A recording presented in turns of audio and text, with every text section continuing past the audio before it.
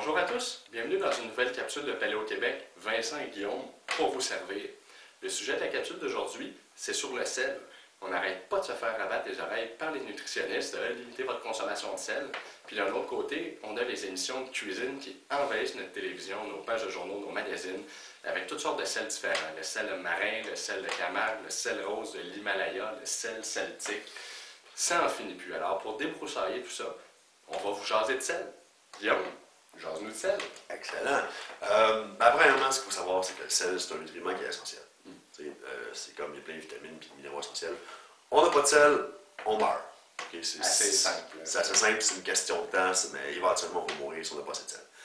D'ailleurs, notre corps est bien fait pour ça. On a le sel dans la nature, si on n'est pas proche de la mer, des poissons, des crustacés et tout ça, on n'a pas accès à beaucoup de sel, fait qu'on a des papilles gustatives qui vont vraiment, on va ressentir le sel super fort quand on va en goûter, fait qu'on est vraiment capable de l'identifier, puis ça goûte bon en plus. Oui, c'est pour ça qu'il y en ajoute tellement dans les produits transformés. C'est pour ça d'ailleurs que les animaux recherchent ce goût-là. Si vous pensez à des chasseurs, mettent quoi? Des blocs de sel pour attirer les chevreuils. Ouais, même les fermes, souvent, ils font ça. Quand on va du bétail, ils laissent un bloc de sel. De temps en temps, la vache, elle passe, elle lèche un peu ça, puis elle continue son chemin. Fait que, donc, le sel, c'est essentiel, puis notre corps est vraiment fait pour le détecter. C'est pas pour rien que ça goûte bon. D'ailleurs, historiquement, c'est très, très, très récent l'accessibilité au sel qu'on a. Là. Historiquement, c'était assez rare, puis ça valait très cher. D'ailleurs, le mot salaire, ça vient de sel, parce que le Romain se faisait payer en sel. Okay? Même, s'il y en a qui s'appellent plus récemment, Gandhi, c'était une de ses façons de combattre le régime britannique, c'était d'aller chercher son sel lui-même à l'océan, parce que dans les années 50-60, ça valait encore très très cher le sel. Donc le sel, c'est essentiel, puis jusqu'à très récemment, c'était quand même assez important. Mais au niveau nutritif, je veux dire, le sel contient du sodium, tu l'as dit, c'est un nutriment essentiel. Ouais. Qu'est-ce que ça contient d'autre? On vante les vertus nutritives du sel rose de l'Himalaya. Il y a un petit peu de minéraux de plus, mais c'est négligeable. Le sel à 99 comme quelques pourcents, c'est tout pareil. Okay? Puis ça devrait pas, mettons, le sel ne devrait pas être votre source numéro 1 de magnésium. Là. Fait que le sel en partant déjà, c'est votre source de NaCl, c'est votre source de sodium. Mais pour les autres minéraux, allez chercher ça dans la viande, les fruits, les légumes, ça va être pas mal plus efficace. Fait que, nutritionnellement, la différence entre du sel de l'Himalaya, du sel de mer celtique puis du sel de table, il n'y a pas tant que cette différence. Mais au niveau, il y a un nutriment que je ne t'ai pas mentionné, l'iode, qui n'est pas présent dans tous les sels. Non. Justement, encore là, historiquement, l'iode, quand on était proche de la mer, quand on évoluait proche de la mer, on avait accès à beaucoup de ça. Donc, il y en a beaucoup dans les algues, il y en a beaucoup d'incrustations dans le poisson.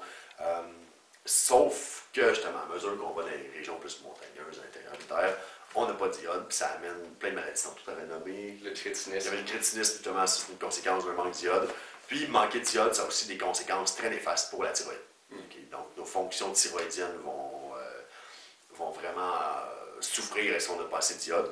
Donc, ce qui s'est passé, c'est que dans l'ère moderne, les gens ont commencé à ajouter de l'iode dans le sel de table. Puis ça a très bien fonctionné, les déficiences en iode ont presque complètement disparu. Puis d'ailleurs, j'avais une de mes profs à la maîtrise, elle disait, elle a remarqué que chez les gens qui sont très conscients de leur santé, un des problèmes qu'ils ont, c'est que leur niveau d'iode baisse. Puis ça, c'est vraiment pas idéal, parce que dans les fonctions thyroïdiennes, ça. Donc, on venait rechercher du sel avec de l'iode. Oui, du sel de table avec l'iode, c'est bien, c'est pas un problème. Mais quelque chose qui ajoute dans les sels de table, outre de l'iode, ça peut être du sucre, des fois. Ça évite que le sel s'agglutine. Comme là, ici, on l'entend, juste à le shaker, on sent qu'il y a des gros motons de sel qui s'agglutinent, c'est un effet qui est normal.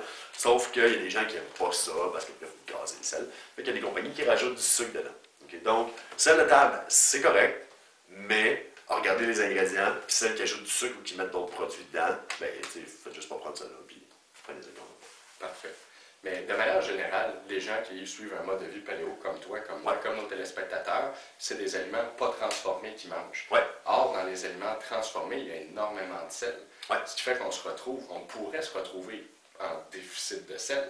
Oui, c'est possible, surtout si on bouge beaucoup et on n'arrête pas de suer, ben là, notre corps va excréter du sel. C'est vraiment pas idéal. Puis là, il faut savoir que les recommandations nutritionnelles de réduire la consommation de sel, ça, c'est basé sur des gens qui mangent n'importe quoi. Des gens qui se nourrissent de michelinases, qui mangent du fast-food, qui ne mangent rien de maison. Puis ces gens-là, effectivement, ils ont des consommations de sel assez astronomiques. Mais pour quelqu'un qui mange de façon plus naturelle, Notre consommation de sel, c'est sûr qu'elle est très raisonnable. Tu sais, ce que vous allez ajouter là, sur votre steak ou sur votre salade pour que ça goûte meilleur, il n'y a aucun problème avec ça. C'est très safe, c'est très sécuritaire, il n'y a aucun problème pour la santé. Ça c'est clair. Donc, il ne faut vraiment pas s'en faire avec ça, puis mettez-en justement, puis ça goûte bon, c'est normal. Puis ça va éviter justement d'avoir des déficits en sel, parce qu'il y en a. Moi, je sais que si je fais du jiu-jitsu brésilien, je peux perdre 2 à 3 livres d'eau par entraînement. Il faut que je reprenne ça après. Il faut que tu reprennes tes électrolytes. Oh, c'est bon. Puis là, considérant les différents types de sel, je veux dire, nutritionnellement, ils sont à peu près tous égaux, Ouais. le sel prendre iodé, mais ils goûtent pas tous pareil. Bon, il y a des petites différences. Des fois, la texture n'est pas pareille non plus. Ça, il n'y a pas de problème. Moi, je dirais même, prenez du sel de table. Quand vous cuisinez, là, vous faites un potage, vous mettez quelque chose à la mijoteuse. Prenez votre sel de table, mettez ça pour que ça coûte, pour avoir le goût de salé dedans, pour que votre goût soit intéressant. Puis après, si vous voulez faire une petite finition intéressante, là, puis pour que ça goûte meilleur, qu'il y ait une petite texture, ben là, mettez du sel de mer, puis ça fait joli. Bien, parfait. Je pense que ça complète la capsule d'aujourd'hui.